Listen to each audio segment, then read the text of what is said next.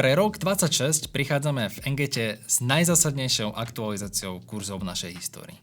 Prečo? Pretože učenie sa v dobe AI už nie je len príležitosť. Je to podmienka prežitia v online priestore. S príchodom AI nevidíme len ďalší trend. Je to transformácia porovnateľná s príchodom internetu. Tempo zmien je také rýchle, že kto nezačne teraz, bude náskok iných len veľmi ťažko dobiehať. A my tieto trendy vidíme z prvého rádu. Okrem Česka pôsobíme aj v San Francisku, epicentre AI. Tam už neplatí, že technológiám rozumejú len programátori. Výborné technické základy má dnes každý. Od marketéra cez dizajnéra až po produkťáka. Keď tieto základy spojíte s AI, stavete sa násobne hodnotnejší. Či už v práci, v podnikaní, alebo pri automatizácii bežných úloh, ktoré si chcete uľahčiť. Chcete len promptovať AI, alebo ju skutočne ovládať?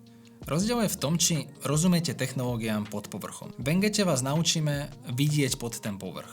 Tak sa z vás stanú piloti a nie len pasažieri. A preto našu Frontend Akadémiu meníme na Web Developer Akadémiu.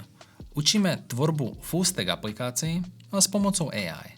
A možno tomu nebudete veriť, ale je ešte nadúpanejšia. A AI sme integrovali aj do ďalších našich kurzov. Nie preto, že je to hype, ale pretože je to nutnosť. Stále platí, že musíte technológiám rozumieť do hĺbky.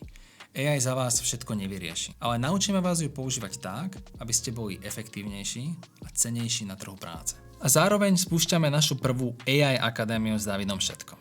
A aby noviniek nebolo málo, spúšťame aj flexibilné videokurzy. Krátke, cenovo dostupné a môžete začať ihneď. Technológie nečakajú.